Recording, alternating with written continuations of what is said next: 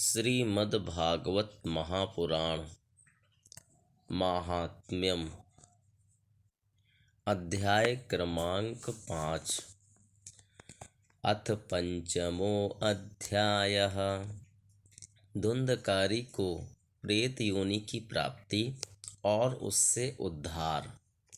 सूत उवाच पितर्युपर्ते तेन जननी ताडिताभ्रसं क्व वित्तं तिष्ठति ब्रूहि हनिष्येलत्तया न चेत् इति तद्वाक्य संत्रासाज्जनन्या पुत्रदुःखतः कूपे पातः कृतो रात्रौ तेन सा निधनं गता।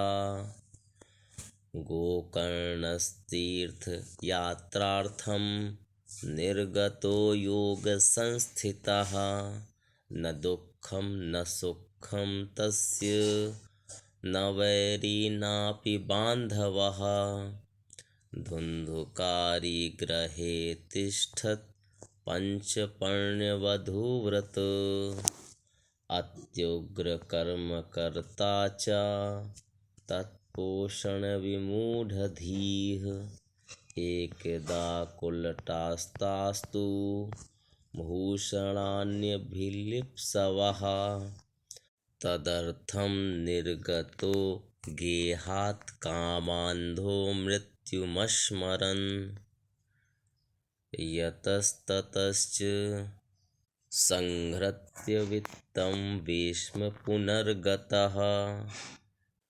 ताभ्यो यक्षत्सु वस्त्राणि भूषणानि कियन्ति च बहुवित्तचयं दृष्ट्वा रात्रौ नार्यो व्यचारयन् चौर्यं करोत्यसौ नित्यमतो राजा ग्रहीष्यति।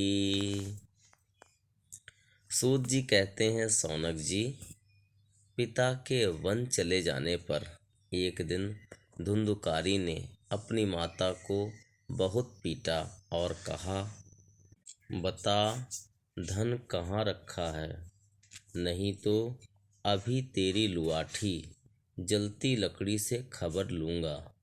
उसकी इस धमकी से डरकर और पुत्र के उपद्रवों से दुखी होकर वह रात्रि के समय कुएं में जा गिरी और इसी से उसकी मृत्यु हो गई। योगनिष्ठ गोकर्ण जी तीर्थ यात्रा के लिए निकल गए। उन्हें इन घटनाओं से कोई सुख या दुख नहीं होता था, क्योंकि उनका न कोई मित्र था न शत्रु। धुंधुकारी 5 वेश्याओं के साथ घर में रहने लगा। उनके लिए भोग सामग्री जुटाने की चिंता ने उसकी बुद्धि भ्रष्ट कर दी और वह नाना प्रकार के अत्यंत क्रूर कर्म करने लगा। एक दिन उन कुलटाओं ने उससे बहुत से गहने मांगे। वह तो काम से अंधा हो रहा था। मौत की उसे कभी याद नहीं आती थी। बस उन्हें जुटाने के लिए वह घर से निकल पड़ा। वह जहाँ तहाँ से बहुत सा धन चुराकर घर लौट आया तथा उन्हें कुछ सुंदर वस्त्र और आभूषण लाकर दिए।